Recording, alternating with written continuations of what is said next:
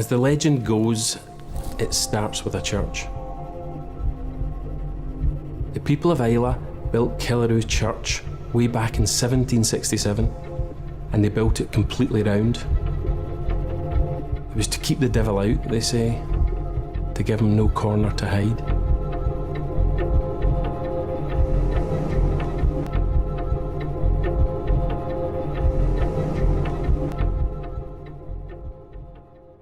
I was just looking for new and interesting things to do, and I got a call from Bowmore. I actually got a phone call. I got an email at first, and they asked if I was interested, and if I was, maybe we could have a brief chat on the phone. And so they phoned me with a view to talking about doing some kind of collaboration, and. Yep. Very early in the conversation, they said to me, what is it? What are you doing just now, and what are you doing next? And do you have a bucket list kind of thing? And I explained to them that I was in this nice position for the first time in my life where I was basically taking on pieces of work with people that I liked on projects that interested me. According to the legend, the devil does finally appear, deep within the walls of the church. Armed with torches, the people of Islay light up the dead of night. They drive the devil out of the church. While they chase him through the town, into Bowmore Distillery. I said, as a personal thing, I usually work with a writer, so I get sent scripts when I'm doing comic work, and I've written a bunch of short stories that I would like to draw for myself. So that's one of the things on my bucket list. The second thing I mentioned was that I would like to do some illustrations or maybe some prints or something of Scottish myths. Yeah. And there was a big pause, and they said, well, funnily enough, and they explained that they had obviously, I knew that Bowmore was from Islay. I'm not a whiskey expert, but I'm keen on whiskey. My dad was a whiskey drinker, and he kind of favoured Islay malt. They shutter the building, board up the doors, and they go inside. But the devil's nowhere to be found. I'll be honest, I presumed that they wanted me to do an illustration that they could use for packaging, and that would be it. Yep. When we started talking about the collaboration, it became very clear early on that they actually wanted a proper collaboration. They wanted to look into the idea of taking myths from their island home and selecting and finishing whiskies where the tasting notes would echo the narrative. They're very aware of the fact that they're drawing on their roots. That's actually what their business is. Particularly with their older whiskies, they're bottling whiskies that were laid down by the fathers and sometimes the grandfathers of the men and women who are working there just now. And the casks they're filling just now, many of them, they won't know what they're like until they're well, they do test them on an annual basis, but they can't predict at this stage what they're going to be like 10 years from now, 30 years from now, and so on. So many, the casks that are being filled just now, the people that are filling them probably won't be here to see them opened. So they're very aware of this, and they wanted to do something that kind of reflected this idea of drawing on the past. It's presumed that he did escape in a whisky cask, bound for the mainland on the paddle steamer. as the culture of storytelling, the culture of the art of whiskey making, the art that I do. They wanted, and I'm very aware that I'm a link in a chain as well. You know, I mean, I did go to Glasgow School of Art, but long before I knew there was such a thing as an art school, I was immersed in illustrated books and comic books and fine art books, like from my primary school years right through until I found out there was an art school. And I was influenced by artists and illustrators who are long dead now. And when I go to comic book conventions, I meet like young aspiring artists that are influenced by my work. So there was right away, like, we really understood each other in terms of this link in a chain, this cultural tradition. I needed to feel this place, to tell this story in a single image. The creeping darkness that the Bowmore people would have felt all those years ago. What we had done prior to this was we had looked at the story, and each of us had independently of each other, had written a list of notes. And it was either tasting notes or just key words from the story. So it starts in the round church. So all of us had words that related to old wood, dust, candle wax, incense, frankincense, altar wine, claret, sherry, you know, and then it goes down through the streets and lanes of the town. So we were thinking in terms of like herbs and flowers and greenery, and you know, and then into the distillery. So you've got the various, like the malting barn, the peat, and all the rest of it. And then, you know, like at the end, you've got the saltiness of the sea air and the coal from the paddle steamer and all the rest of it. And it's funny because I've spent so long working in this, and it's only very recently, of course, that I only tasted the whiskies when they were 21 and 30 years old, because Ron, he had found whiskies that he felt ticked the most number of boxes for the tasting notes that we had given for the narrative. And he reckoned that finishing each of them off for about 2 years in these rosewood casks would kind of just seal the deal and tick an extra couple of boxes and finish them in a way that he thought would be very satisfying and give it just something slightly different. So I only tasted the finished product very recently, and as I've already said, I'm not an expert. I'm enthusiastic about whiskey, but I am not an expert.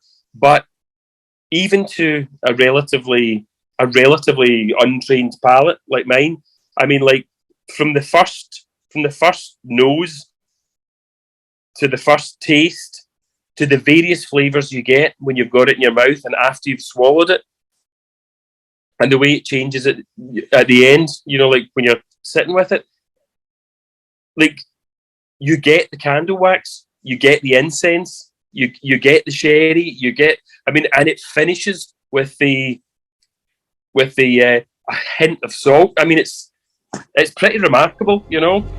The scent of incense, candles and beeswax, florals, golden syrup and acacia honey.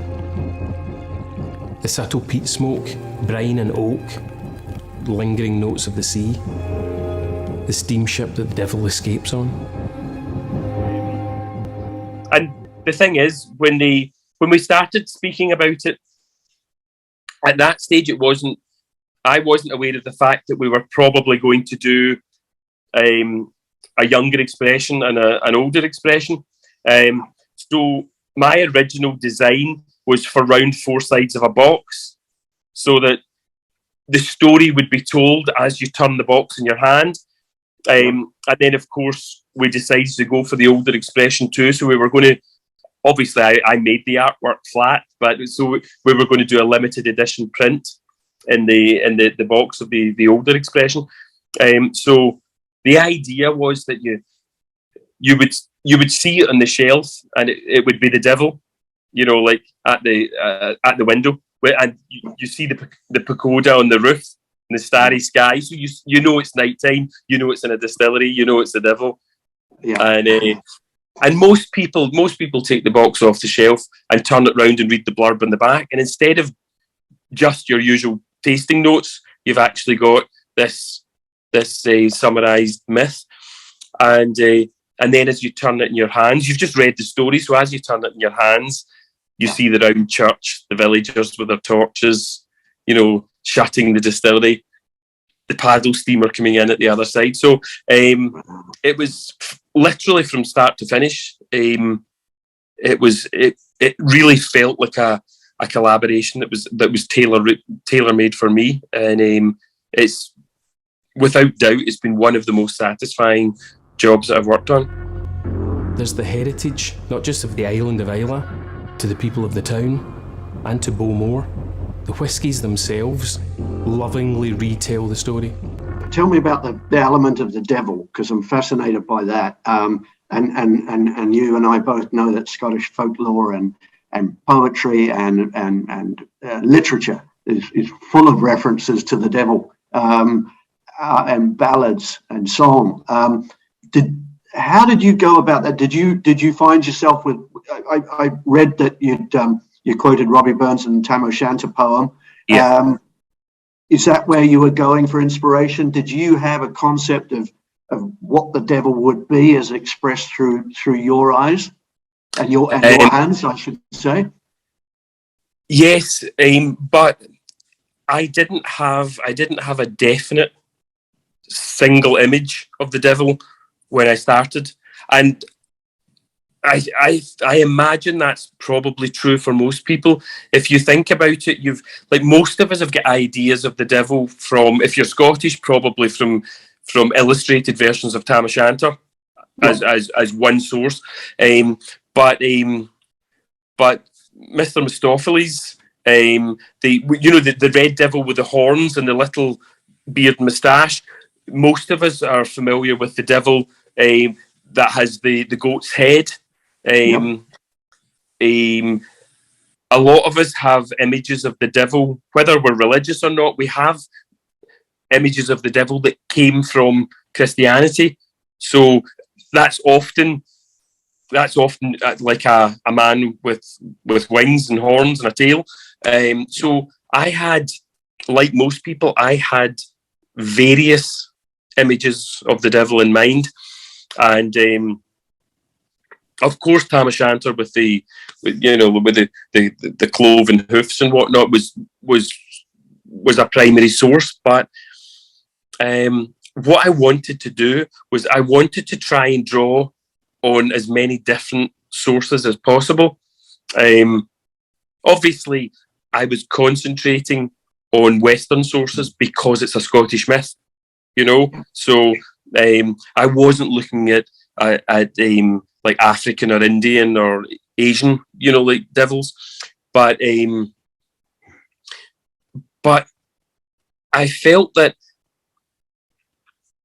if I could combine something of that animal look, something like the goat's headed look, but make it slightly more like a man, and with the ram's horns and the goat's legs, and I felt if I could combine the versions of the devil that I felt were from my earlier years, then with that combination, he wasn't going to be the same as the Satan man devil from Christianity. He wasn't going to be the same as the Baphomet goat's headed devil. He wasn't going to be the same as the kind of dramatic red devil with the goatee and the moustache. So I felt it in that combination there would be something that pretty much everybody could recognise, and particularly everybody could recognise as something that could be Scottish. And with that combination, I felt we came up with something that was unique to this project, so it's now unique to Bowmore. But it's also it draws in enough references that it would be instantly recognisable as the Devil. My first introduction to the Devil was probably my dad reading Tam O'Shanter to me when I was a kid. So I really wanted to do this story justice. It must be really cool to know that you're going to be walking through, I don't know, duty-free stores around the world or your local wine and spirit store, and there's your work on a very different kind of tapestry, if you like, to where you would normally see your work, which is in the bookstores or online in comic form. How does that feel? Oh, it's very satisfying. It's really, I mean, there's a number of things that are satisfying for me about it, and one of them is the fact that, you know, like it's going to be in prestige airports. People that really love whiskey are going to be buying it and collecting it and holding on to it. And some people will hold on to it and not open it, and it'll be passed down to another generation. Other people will share it with special friends that appreciate whiskies like this. But so I mean, there's that aspect to it. There's also the fact that for people who don't know the background to this collaboration, they'll pick the bottle off the shelf and it's got an illustration on it, and they'll turn it round and they'll read a story, and then as they turn the box in their hands, they'll realise that they're reading the story visually. That's a kind of bonus for people because nobody who's buying a fine or a rare whiskey is buying it for the illustration that's on it. But when they have it in their hands, they'll see that they'll realise that they're actually reading the story in the visuals as they turn it in their hands. But the other thing that's really satisfying for me is the fact that it's not simply a case that I was hired to do an illustration job for a label or a box. It's a collaboration that's to do with storytelling, it's to do with tradition, it's to do with this passing down a culture. And for me, the fact that it's been chosen and finished to reflect the narrative, and the liquid that's in the bottle, in both the bottles, both of them are actually exceptionally nice whiskies, so that have been chosen and finished specifically for this project. It's actually pretty much everything about it is satisfying. Generations of expert work crafted into something new. It's a celebration of Islay and the heritage of the Bowmore people, passing down their traditions, their stories, their whiskies.